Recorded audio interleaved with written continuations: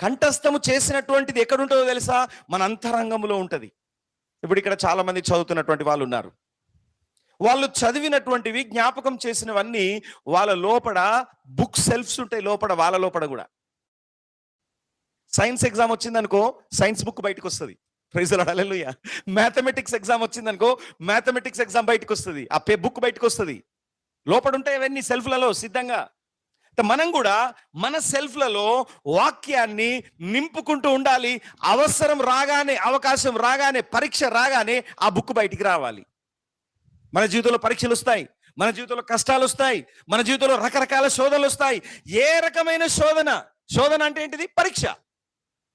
వీళ్ళకి సంవత్సరానికి ఒకసారి పరీక్షలు వస్తాయి, కానీ క్రైస్తవులకు రోజు పరీక్షలు ఉంటాయి. ప్రైజ్ ది లార్డ్, హల్లెలూయా. అంటే రోజు పరీక్షలు ఉన్నప్పుడు రోజు వాక్యం అవసరం నీకు. అందుకని యేసు ప్రభువు ఏమన్నాడు? మనుష్యుడు రొట్టె